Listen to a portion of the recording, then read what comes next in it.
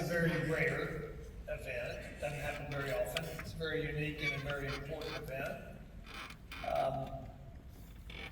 For me, it's one of the most important things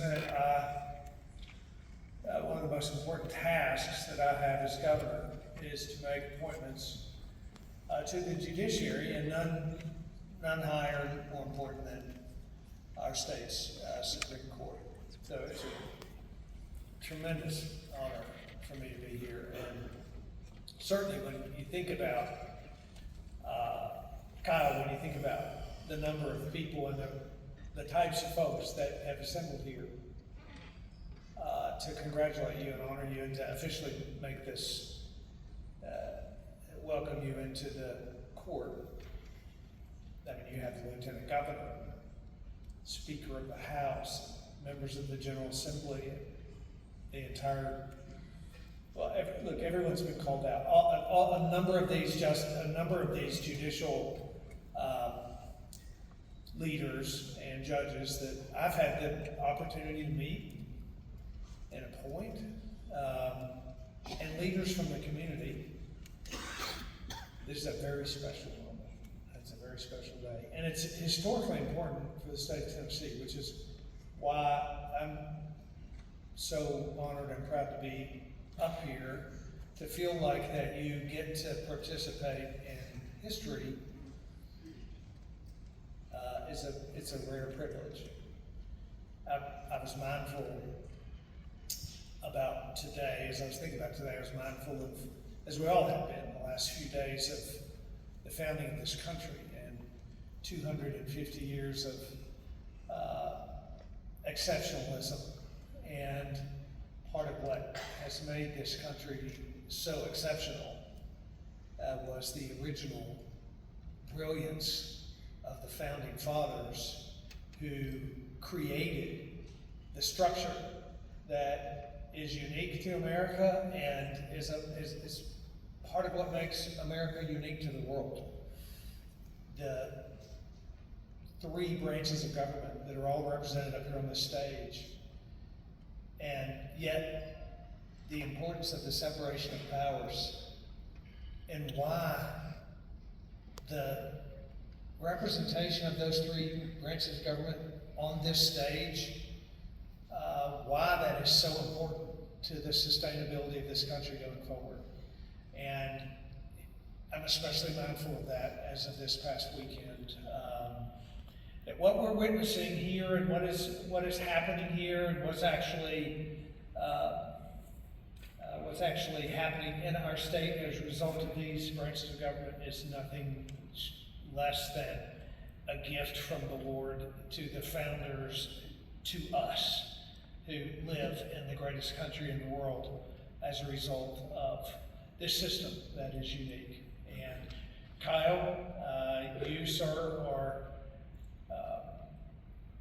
the right person for the day to sit in the court, in the seat of the Supreme Court of the state of Tennessee for the years before us, and to shape the future, and to be a part of the life of 7 million people in this state. And you will play an important role in this seat, as these justices all have for years to come. There's nobody I'm prouder to have nominated or have selected. There's nobody that is a finer man than Kyle Hixson. He's a representation of this Supreme Court that's filled with incredibly competent, professionally capable people. But more than that, it's filled with, and Kyle adds to that today, not just high caliber of legal expertise and quality of professionalism, but a man of integrity and of principles and of values, and who holds in his life the things which Tennesseans hold valuable. And he brings that to the court, and that's a valuable thing to do. I'm grateful not only for his history that is represented in his work thus far, serving the people of Tennessee through the judicial system, but who he is as a man, and the qualities that made him unique and stand out among his peers. So, with that, and I will say this too, from the professional standpoint, this is a man who does recognize the importance of the Constitution, the uniqueness of the separation of powers, the text, the belief system that the text of the law supersedes the preference of a judge, that this is all, while it takes a good man to do it, this is all an incredibly important role that serves 7 million people in our state. And there are 7 million people who are hoping that these justices, and they do, and I'm proud of that, and that Kyle will recognize that which they are called to, and they will take their life experience and their professional work and bring it to bear on behalf of the people of the greatest state in the country. So with that, Kyle, if you would step up here and we'll make it official.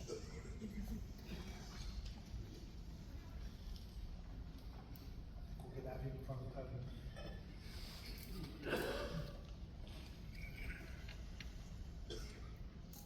Girls, you want to step up a little closer? You can do that.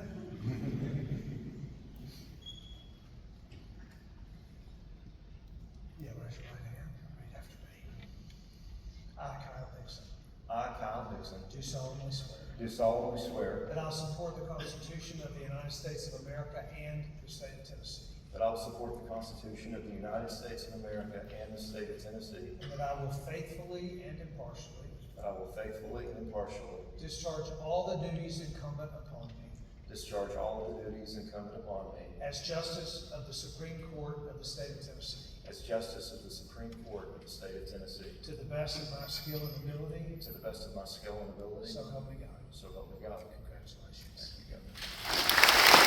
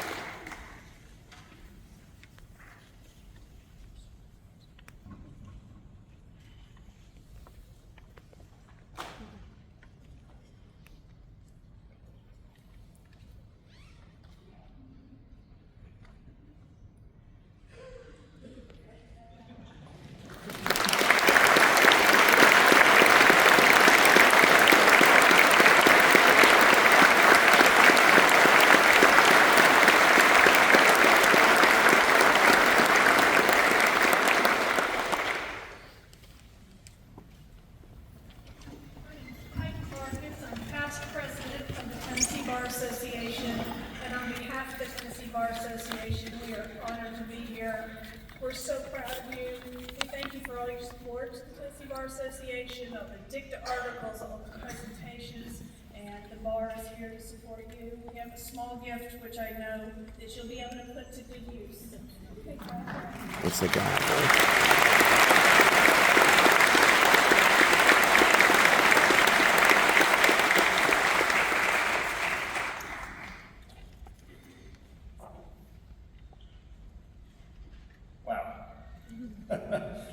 Thank you all so much. I do thank you and the TBA for that very kind gesture. Governor, Chief Justice, and Justices, may it please the board. Lieutenant Governor, Mr. Speaker, distinguished guests, thank you all so much for being here on this special day. It's a special day for my family and me, of course, but this is a celebration of the state of Tennessee, and I really appreciate you all being here. I want to thank the people that made this possible here in this beautiful venue, the State Theater of Tennessee. If you look on your program, we have 32 law firms, lawyers, individuals who have pitched in to make this day possible. We had an investiture committee, which you saw here earlier, that helped organize the whole event.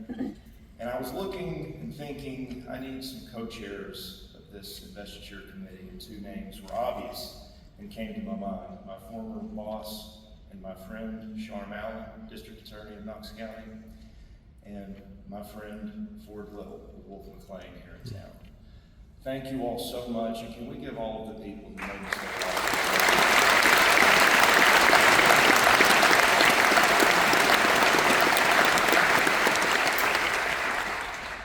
We just heard from the 50th governor of our state. And Governor, this is the third time that you and I have done one of these. And you'll be relieved to know I will never come to you asking for another job ever again. Hold on to this one. I met Governor Lee about 8 or 9 years ago when he was just building at the time. I was a state prosecutor at that point. And when you look back to the fact that I'm standing here as a member of our state's highest court, it just makes me think, man, this country is amazing. And I'm happy to report the American dream is alive and well. You know, judges and justices, they're always associated with the executive who appointed them, be it a president or a governor. So you hear people say, oh, they were a Reagan appointee, or a Bush appointee, or a Haslam appointee. And I've been reflecting and thinking about Governor Lee's service to our state as he nears the end of his second term here. And I look back on the civility and the decency with which he has led our state. At a time when civility and decency were seemingly in short supply. And I can tell you here today, I will go to my grave being very proud of the fact that I will always be known as an appointee of Governor Bill Lee.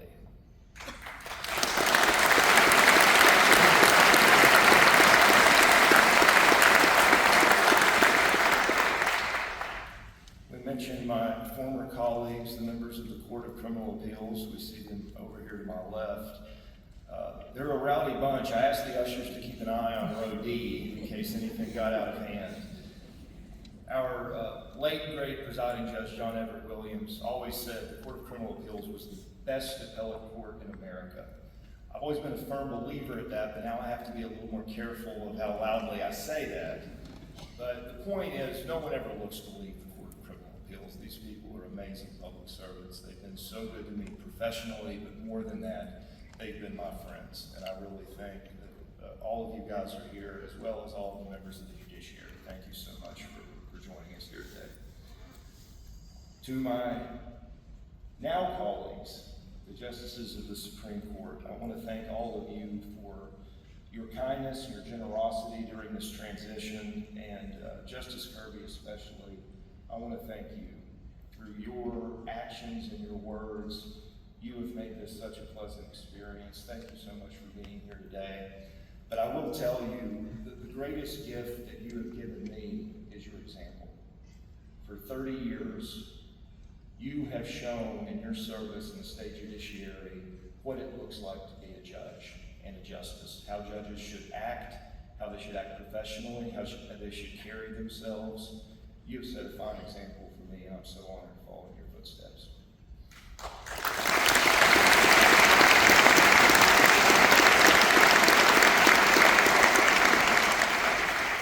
I've been threatened not to do this, but the Chief Justice just told me that I have to introduce Rachel. So, in order's in order.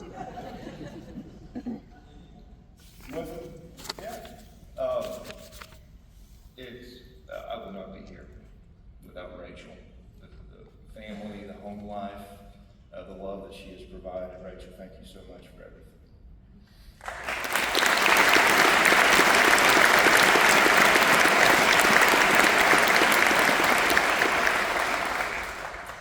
Now, as everyone else, if time were not an issue, I should go through this room and thank every one of you by name. And I'm going to do that at the reception, after the ceremony. But for now, just let me say, some of you are family, some of you are colleagues, some of you are my mentors, some of you are my proteges. I've beaten some of you in court, Some of you have beaten me in for you, although not as many. But all of you are my friends, and by your presence here today, please know that in your own special way, you have played a very important role in the fact that I'm standing here today. So with much love and respect, let me say thank you from the bottom of my heart.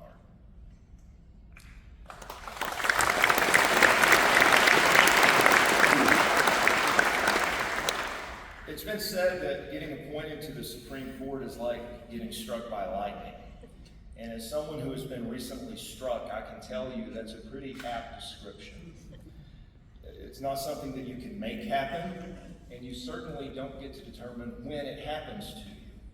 But I can tell you on a personal note, the fact that this is happening to me at just days after the 250th birthday of our great nation, it has been a very surreal and special experience for me.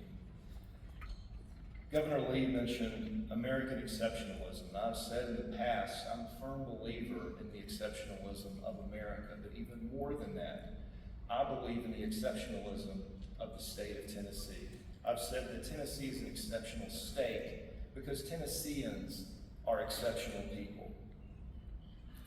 And I've been reflecting and thinking about this, especially around the 250th. How is it that Tennesseans have always played such a crucial role at the largest and most important junctures in our nation's history? We're not the largest state. We're not the most populous state. But how do we always punch over our weight? It cannot be some sort of historical coincidence, and I don't think that it is. I think the answer lies in our founding, the founding of the nation and the founding of our state. We'll remember the first British settlers did not arrive here until the late 1760s, just a few years before the Declaration. They did so in defiance of the British Crown, and they established a system of self-government that was separate and apart from the colonial governments of Virginia and North Carolina. So think about that. These future Tennesseans, 4 or 5 years before the Boston Tea Party, in defiance of the Crown, took their families and all of their worldly possessions, crossed seemingly impassable mountains, and started new lives here in these hills, all from scratch. Imagine the boldness. Imagine the courage, the rugged individualism, the immense thirst for freedom and a better way of life that these settlers had. They didn't know it yet, but these people were Tennesseans, and their spirit lives on in each and every one of us here today. The British governor of Virginia said at the time, when he learned of this settlement and these new forms of government, that they set a dangerous example to the people of America, forming governments distinct from and independent of His Majesty's authority. Indeed, they did. Lord Dunmore's fears were well-founded. By 1796, just 20 years after the Declaration, these settlers had grown to over 60,000 in number. They had established local legislatures, a fully functioning judicial system. And just a few blocks from this theater, they drafted a constitution that Thomas Jefferson said was the least imperfect and the most Republican of all the state constitutions. They did all of that in under 30 years. These people were Tennesseans, bold, courageous, self-reliant. These are our people. So it's no surprise that their descendants would play an outsized role in American history. It's no surprise that they would produce individuals like a gentleman born in Knoxville, Admiral David Farragut, who would give the famous order, "Damn the torpedoes, full speed ahead." It's no surprise that they would give us someone like Sergeant Alvin York, who with a unit of just 17 men, captured 35 machine guns and 130 enemy soldiers in World War I. And it's no surprise that they produced someone like another gentleman from Knoxville, Sergeant Roddy Edmonds, who was being held in a German POW camp in 1945 when a Nazi officer put a pistol to his head and said, "Give us the name of all of your service members who are Jewish." Instead of turning over the almost 300 Jewish soldiers he had in his command, he ordered all 1,200 American soldiers out of their barracks. And he told the Nazi officer with a gun to his head, "Sir, we are all Jews here, and if you want to shoot them, you're going to have to shoot all of us." These people are Tennesseans. We are Tennesseans. And our role in this great American experiment is just as central now as it was 250 years ago. The challenges our country faces are great. They always have been. But it's always been the case. Our spirit is greater.